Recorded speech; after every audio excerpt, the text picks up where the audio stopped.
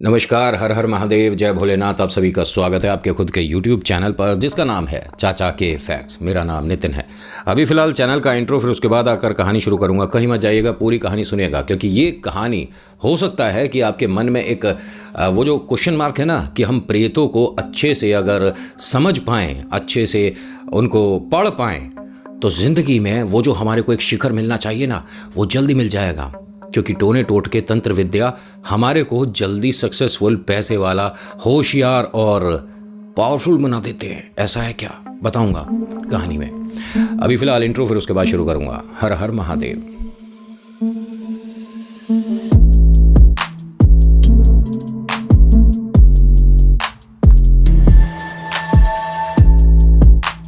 आज की कहानी एक ऐसे गांव से है जिसके अंदर दो प्रजाति के लोग हैं। 50-50% मान के चलो।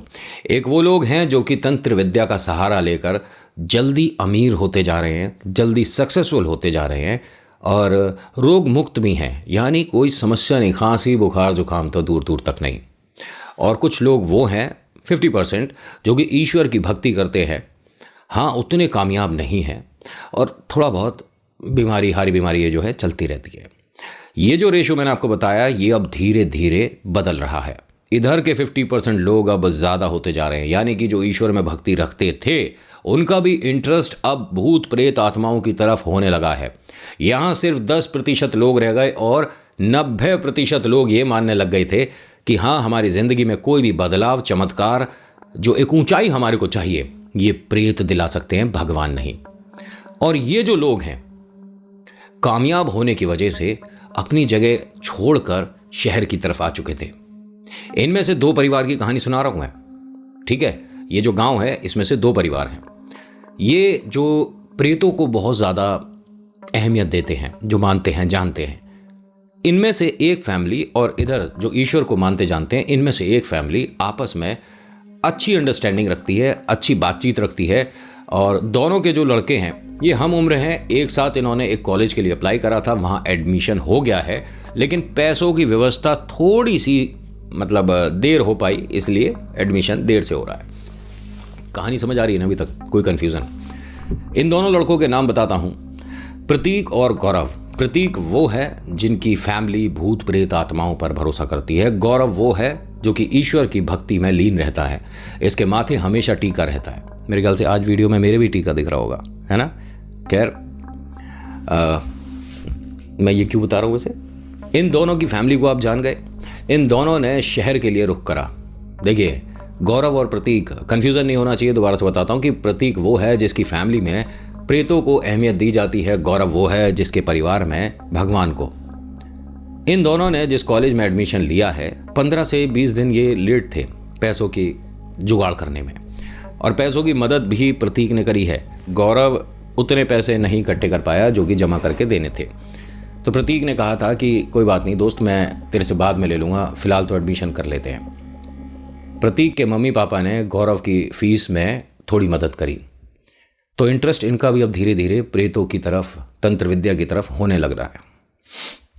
लेकिन जिस घर में ईश्वर होते हैं ना, मैं आप सभी से एक रिक्वेस्ट करूँगा, देखिए हाथ जोड़कर बोल रहा हूँ कि अगर महादेव से आपने कोई अर्जी लगा रखी है, बाबा शाम से अर्जी लगा रखी है, शनिदेव से अर्जी लगा रखी है, और उसे पूरा होने में थोड़ा सा वक्त लग रहा है, तो प्रेतों का सहारा मत लेना। क्योंकि मैंने ऐसे ऐसे घर देखे हैं जहां से महादेव उन्होंने हटाकर तंत्र विद्या को घर में जगह दी। किनको हटाया आपने घर से? और 100% बोल रहा हूं, अच्छा नहीं होगा आगे चलकर। जब वो एक तरह से वसूलता है तो बड़े बड़ों के बस की बात नहीं होती है। खैर, मैं वो वाली बात अभी डिस्कस नहीं करूं तो ज़्यादा बेहतर है। इन दोनों का एडमिशन हो चुका है, घर परिवार वाले एकदम संतुष्ट है कि चलो एडमिशन हो गया। इन्हें हॉस्टल के लिए जो बोला गया था, हॉस्टल में दोनों नहीं जा पा रहे।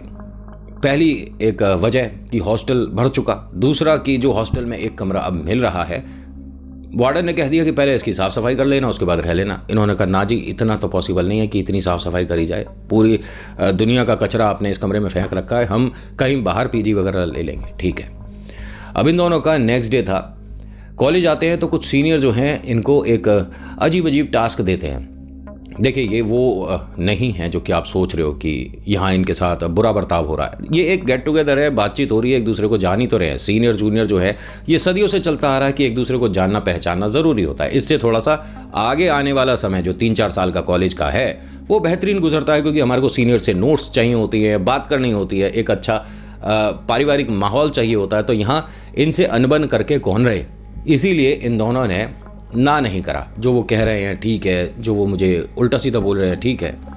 प्रतीक ने एक बात बोली इनसे कि आप ये जो काम बोल रहे हो ये दिन में करा लो तो ज़्यादा बेहतर है, क्योंकि मुझे रात में थोड़ा मतलब कंफर्टेबल नहीं हूँ सर।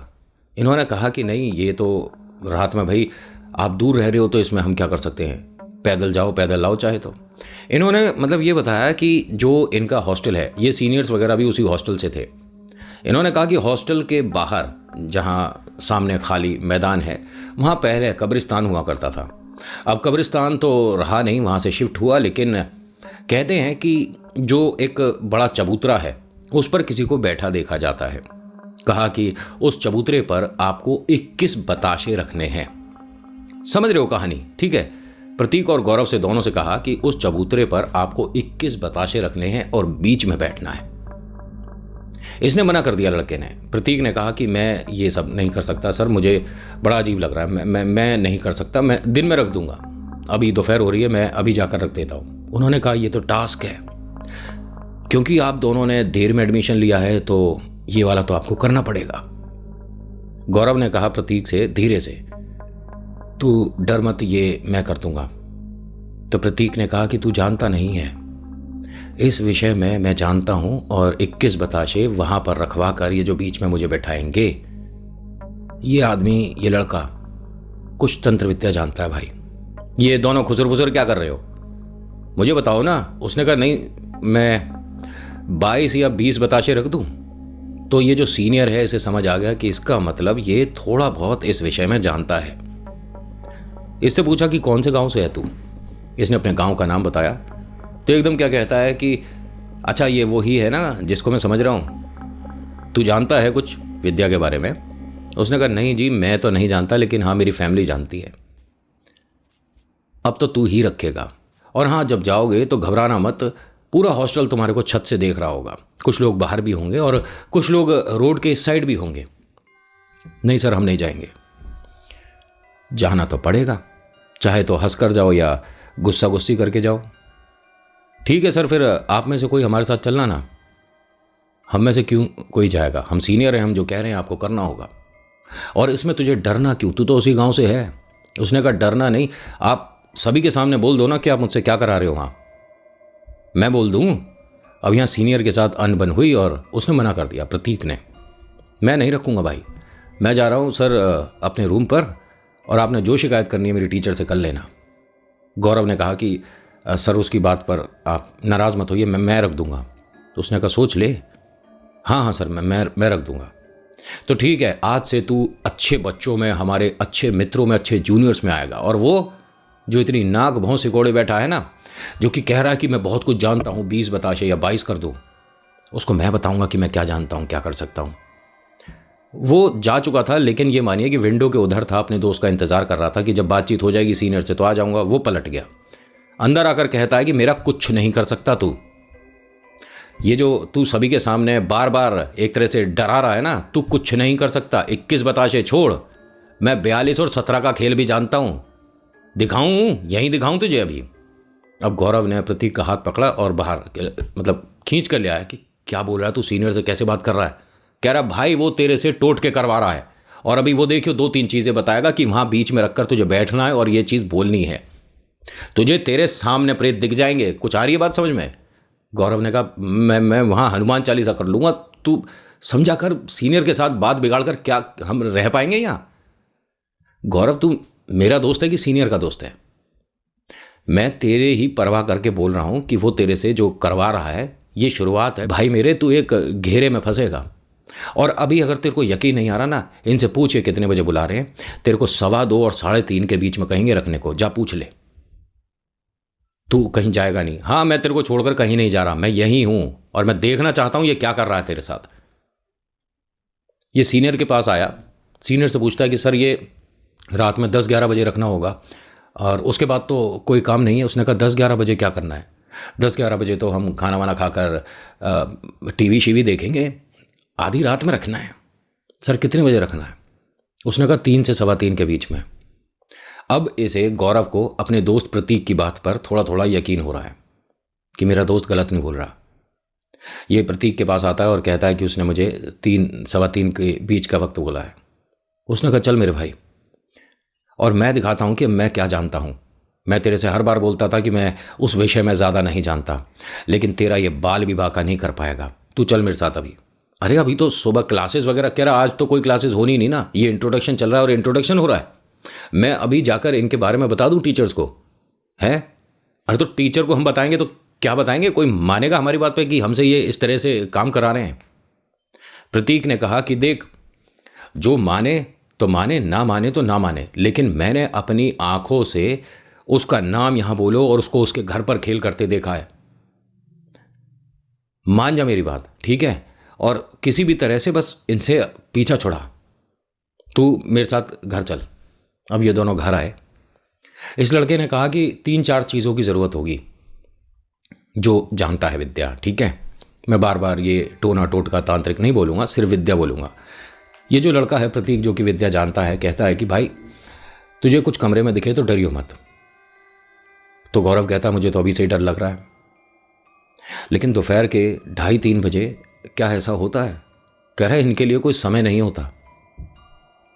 मैं एक तरह से ढाल बनाऊंगा।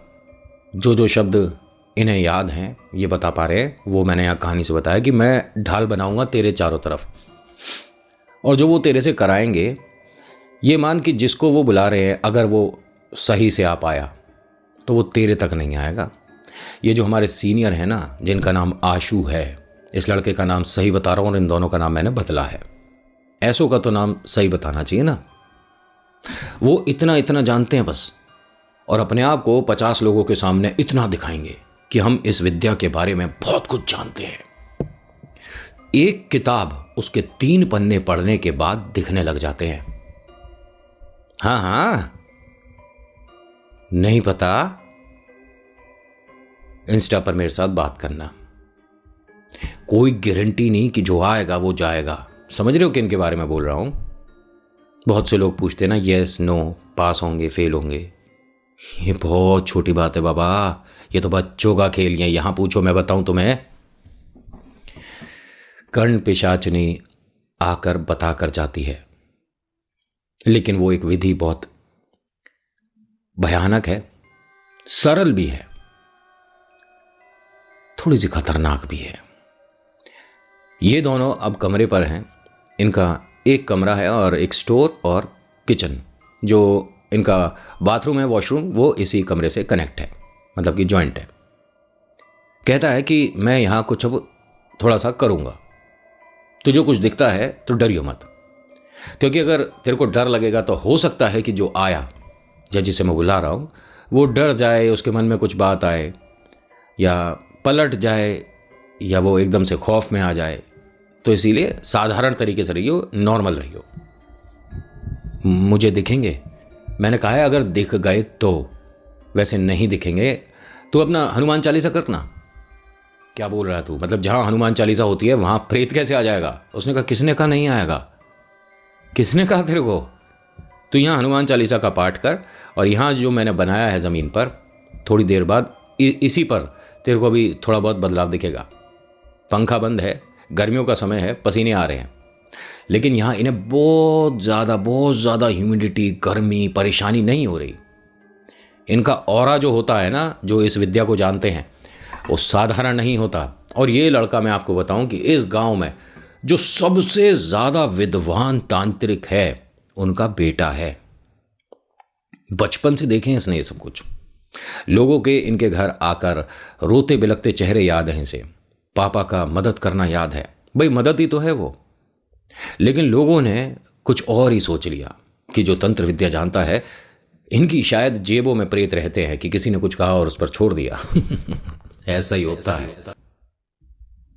आ रही समझ में? ऐसा ही होता है, लेकिन अगर वो विद्या पूरी जानते हो तो 3 पन्ने पढ़कर कोई नहीं बनता। और इस विद्या का सम्मान करता हूं मैं, दिल से सम्मान करता हूं। होता क्या है कि तकरीबन 15 से 20 मिनट बाद उसे समझाने की कोशिश करता हूं कि अपने दोस्त में बदलाव दिखा। उसने तो ये कहा था प्रतीक ने कि कोई यहां पर आएगा तो तू घबराइयो मत। ये नहीं बताया था कि वो मेरे माध्यम से बात करेगा तेरे से। जैसे ही वो आया है, और ये हनुमान चालीसा पढ़ ही नहीं पाया, कुछ नहीं कर पाया, ये बस अपने बैठ के दोस्त को देख रहा था। और ये प्रतीक जो है अपने दोस्त की मदद के लिए ये सब कुछ कर रहा है कि उसके साथ वो भयानक बुरा ना हो। उसके शरीर में ये मानिए कि प्रवेश किया है उसने। सिर जो है पीछे एकदम, जैसे ही मतलब दीवार में लगाया, तभी इनके घर पर किसी ने दस्तक दी, दरवाज़ा खटखटाया। सीनियर्स हैं वही वाले। और इस वक्त इन्हें ना दरवाज़ा खोलना था ना इसे उठकर जाना था। वो सब अंदर आ गए। इसे इतना होश है प्रतीक को कि वो जो आए हैं उनको ये सब ना दिखे जो मैं कमरे में कर रहा हूँ। ठीक है, इसने पैर से सब कुछ बिगाड़ दिया। मतलब पैर हाथ ऐसे ऐसे चलाकर वो सब बिगाड़ दिया। कुछ नहीं पता चला किसी को कि ये क्या कर रहा है कमरे में, और वो बैठा हुआ है। सीनियर अंदर आते हैं और ये चीज़ें प्रतीक को नहीं पता। जो मैं बोल रहा हूँ, जो मैं बता रहा हूँ, ये गौरव ने बताया मुझे कि हाँ ये सब बोल रहे थे और प्रतीक बस सुन रहा था। और जब प्रतीक ने जीभ बाहर करी, उसके बाद सीनियर इतनी जल्दी यहाँ से घर से निकला कि वो, मतलब मुझे भी डर लग रहा था, लेकिन अपने दोस्त को मैं ऐसे नहीं छोड़ सकता था। अंदर आते हैं सीनियर और करीब 8-9 लड़के आए थे। कोई इधर बैठ गया, कोई उधर बैठ गया। इनका ज़मीन पर ही इन्होंने चद्दर चटाई वगैरह बिछा रखी है। इन पे मतलब दीवान बेड वगैरह नहीं था। किताबें इस तरफ रखी हुई हैं। एक गिटार रखा हुआ है जो कि प्रतीक अच्छा प्ले करता है। सीनियर आते हैं और अच्छा तुम्हारे कमरे में गिटार विटार है भाई, क्या बात है, और क्या हाल है भाई तेरे? हम सोच रहे हैं कि तुम दोनों ही जाओगे। तो गौरव ने कहा कि नहीं सर, आपने मेरे को कहा प्रतीक के साथ आप क्यों कर रहे हो? वो मेरा दोस्त थोड़ा सा डर जाता है, आप उसे छोड़ो ना, मैं चलूँगा। नहीं, उसने मुझे जो बोला है ना कि मैं 17 भी दिखा सकता हूँ और क्या दिखा सकता हूँ। देखूँ तुझे क्या दिखा सकता है, तू जानता क्या है तू? और तुझे पता है ये जो मैं 21 बताशे वाला कर रहा हूँ ना, या बता रहा हूँ, ये तेरे को लग रहा होगा साधारण है। मैं दिखाऊंगा कि मैं क्या जानता हूँ। और ये तो एक तरह से तुम्हारे मन से डर निकालने के लिए हम तुम्हारी मदद कर रहे हैं। अरे हम सीनियर हैं, अपने जूनियर्स के साथ ऐसा कैसे हो जाने देंगे कि आगे चल के कोई वक्त तुम्हें डर लगे? नहीं, तू बहुत बड़ी विद्या जानता है। अब प्रतीक ने मुंह नीचे कर लिया। गौरव बार बार कह रहा है कि सर मैं आपके आगे हाथ जोड़ रहा हूँ, सॉरी, उसने जो भी बोला उसके लिए आप अपने दिल पर बात मत लो। उससे गलती हुई ना, मैं कह तो रहा हूँ सॉरी। आप मेरे दोस्त को छोड़ो, मैं जाऊँगा ना रात को 3 बजे, आप जो बोल रहे हो ज़रूर जाऊँगा। मैं हॉस्टल ठीक टाइम पर पहुँच जाऊँगा, 7 सवा 7, और फिर जब आप कहोगे हम वहाँ चले जाएंगे। मैं चला जाऊँगा। अब ये उसके पास गया, जो सीनियर है आशु, प्रतीक के बिल्कुल जस्ट सामने है। ठीक है, ध्यान से सुनना ये वाली बात।